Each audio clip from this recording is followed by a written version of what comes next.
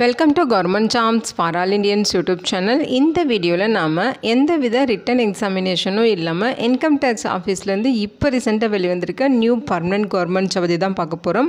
இந்த நோட்டிஃபிகேஷனில் 3 விதமான பதவிகள் கொடுத்துருக்காங்க. மினிமம் குவாலிஃபிகேஷன் நீங்கள் 10ஆம் வகுப்பு பாஸ் பண்ணியிருந்தாலே போதும். அதுக்கு மேலே 12th எனி டிகிரி டிப்ளமோ ஐடின்னு சொல்லி நீங்கள் என்ன படிச்சிருந்தாலும் உங்கள் குவாலிஃபிகேஷனுக்கு ஏற்ற மாதிரியான போஸ்டிங்ஸுமே நோட்டிஃபிகேஷனில் கொடுத்துருக்காங்க. இனிஷியல் சேலரி பர் மந்த்துக்கு 25,500 81,100 வரைக்கும் பேசிக் பே சொல்லியிருக்காங்க. இது இல்லாமல் எக்கச்சக்கமாக அலவன்சஸும் இருக்கும். ஆஃப்லைன் மூலமாக விண்ணப்பிக்க சொல்லியிருக்காங்க.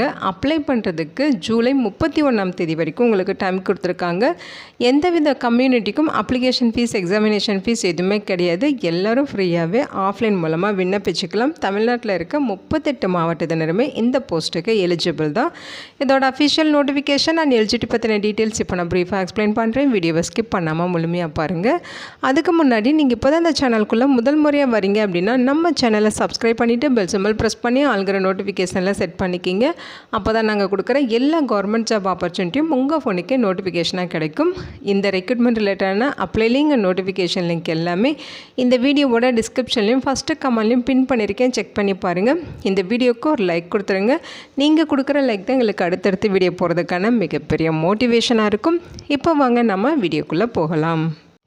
இதுதான் இந்த ஜாபுக்கான அஃபிஷியல் நோட்டிஃபிகேஷன். முக்கியமாக இந்த வீடியோ ஒரு இண்டிபெண்ட் ரிவ்யூ வீடியோ தான். எஜுகேஷன் பர்பஸ்க்காக தான் போஸ்ட் பண்ணுறோம். இந்த போஸ்ட்டுக்கு விண்ணப்பிக்கிறதும் விண்ணப்பிக்காததும் உங்களோட சொந்த விருப்பம் தான். ஓகேங்களா? இந்த நோட்டிஃபிகேஷன் நமக்கு எங்கேருந்து கொடுத்துருக்காங்கன்னு பார்த்தீங்கன்னா கவர்மெண்ட் ஆஃப் இந்தியாவிலேருந்து income tax department notification release பண்ணியிருக்காங்க. ஸோ உங்களுக்கு பார்த்தீங்கன்னா எல்லாமே பர்மனெண்ட் ஜாப் ஆப்பர்ச்சுனிட்டிஸ் தான். போஸ்டிங்ஸை பொறுத்த வரைக்கும் tax assistant, stenographer grade 2, multi tasking staff அப்படின்னு சொல்லி 3 விதமான பதவிகள் கொடுத்துருக்காங்க. இந்த போஸ்ட்டுக்கு நீங்கள் ஆஃப்லைன் மூலமாக விண்ணப்பிக்கலாம் அப்படின்னு சொல்லியிருக்காங்க. ஸோ ஃபஸ்ட்டு பார்த்தீங்கன்னா டேக்ஸ் அசிஸ்டன்ட் இந்த போஸ்ட்டுக்கு மொத்தமாக 7 வேக்கன்சிஸ் கொடுத்துருக்காங்க. ஓகேங்களா? சேலரி லெவல் பொறுத்த வரைக்கும் பே லெவல் 4 பெய்ட் பண்ணுறாங்க. அதாவது 25,500 81,100 வரைக்கும் பேசிக் பே. இது இல்லாமல் அலவன்சஸ் இருக்கும். அலவன்சஸ்லாம் சேர்த்து ஃபஸ்ட் மந்த் சேலரி 35,000க்கும் மேலே கிடைக்க நிறைய வாய்ப்புகள் இருக்குது. ஏஜ் லிமிட்டை பொறுத்த வரைக்கும் 18லேருந்து 27 வயது வரைக்கும் இருக்கவங்க எலிஜிபிள் அப்படின்னு சொல்லியிருக்காங்க. எஜுகேஷ்னல் குவாலிஃபிகேஷன்ஸ் பார்த்திங்கன்னா நீங்கள் பேச்சுலர் டிகிரி ஏதாவது ஒரு பேச்சுலர் டிகிரி கம்ப்ளீட் பண்ணியிருக்கணும். ஓகேங்களா?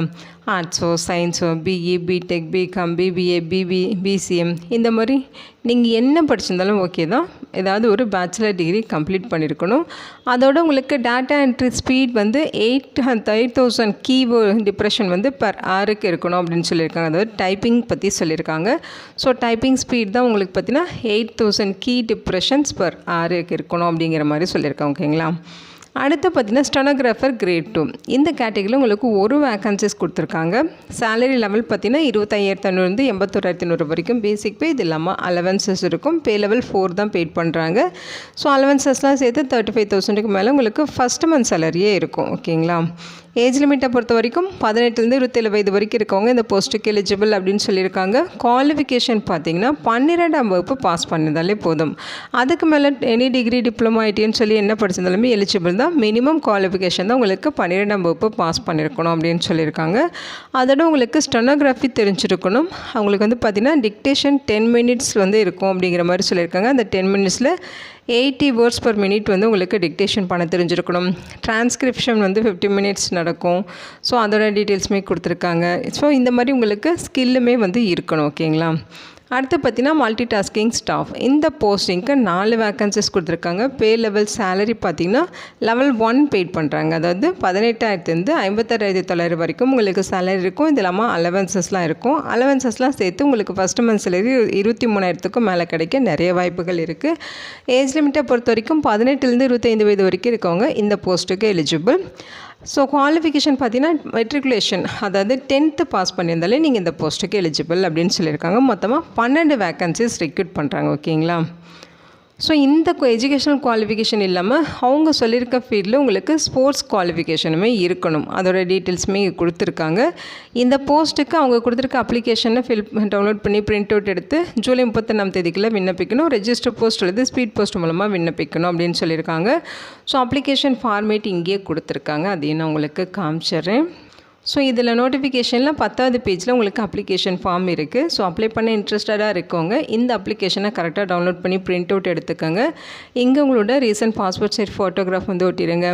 ஸோ அடுத்து பார்த்தீங்கன்னா இங்கே உங்களோட சிக்னேச்சர் போட சொல்லியிருக்காங்க. என்ன போஸ்ட்டுக்கு அப்ளை பண்ணிடலாம் அதை வந்து இங்கே டிக் பண்ணிடுங்க.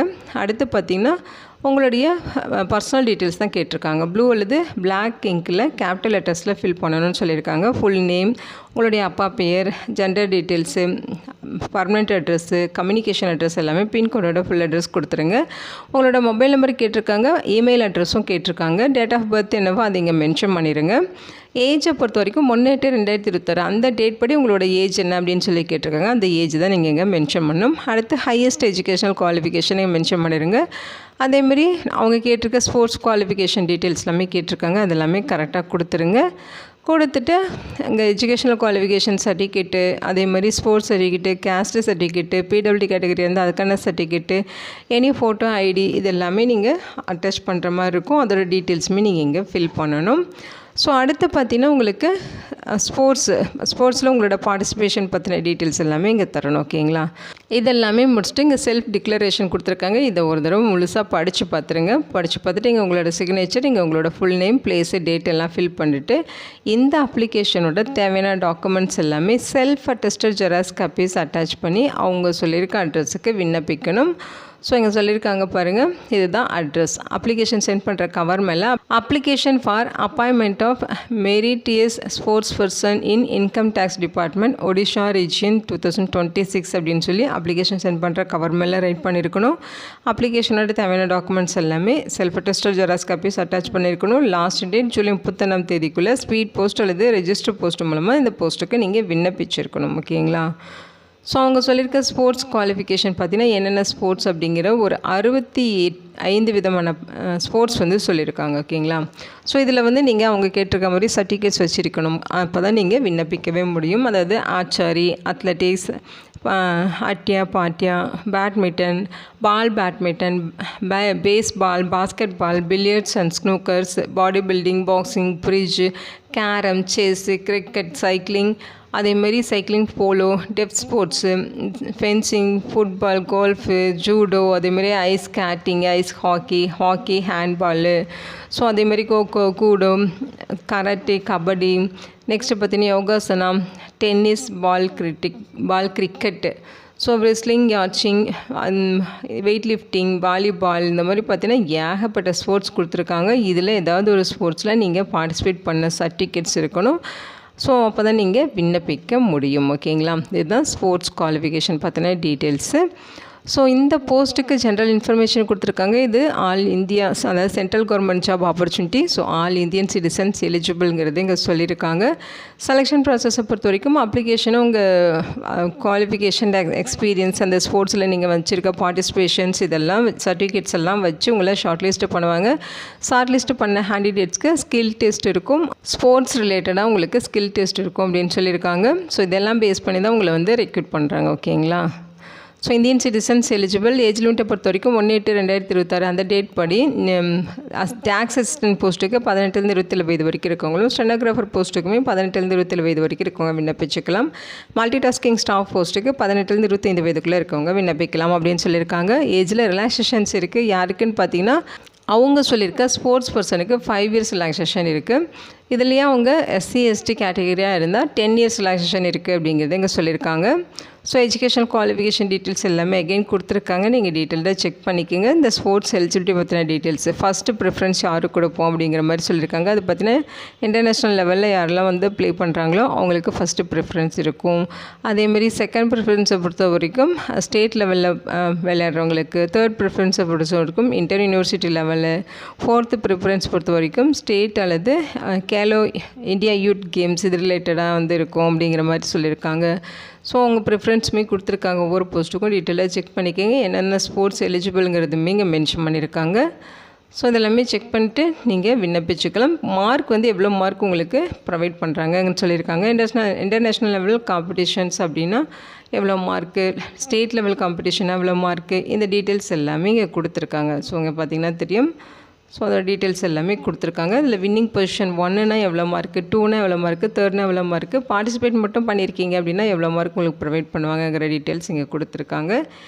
அதே மாதிரி அப்ளிகேஷனோட என்னென்ன டாக்குமெண்ட்ஸ் என்க்ளோஸ் பண்ணணும், அந்த செல்ஃப் அட்டஸ்டட் காப்பீஸ் இருக்கு இல்லையா, அதோட டீட்டெயில்ஸ் கொடுத்துருக்காங்க. 10th certificate, educational qualification certificate, caste certificate, sports அல்லது கேமிங் சர்டிஃபிகேட்டு, அதே மாதிரி பிடபிள்யூடி கேட்டகரி இருந்தால் அதுக்கான சர்டிஃபிகேட்டு, என்ஓசி ஃபார்ம், ப்ரெசன்ட் எம்ப்ளாயருக்கு வந்து என்ஓசி ஃபார்ம் தரணும், ஆதார் கார்டு இருக்கணும், 2 பாஸ்போர்ட் சைஸ் ஃபோட்டோகிராஃப் இருக்கணும். இதெல்லாம் வச்சு தான் நீங்கள் விண்ணப்பிக்கணும். அவங்க சொல்லியிருக்கேன் இந்த ஃபார்மேட்டில். ஓகேங்களா?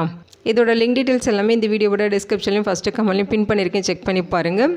இந்த வீடியோ உங்களுக்கு யூஸ்ஃபுல்லாக இருக்கும்னு நினைக்கிறேன். உங்கள் ஃப்ரெண்ட்ஸ் அண்ட் ரிலேட்டிவ் அப்படின்னு சொல்லி நிறைய பேருக்கு இந்த வீடியோவை ஷேர் பண்ணுங்கள். இந்த போஸ்ட்டுக்கு விண்ணப்பிக்க இன்ட்ரெஸ்ட் இருக்குங்க, விண்ணப்பிச்சுக்கோங்க. Thank you so much and bye.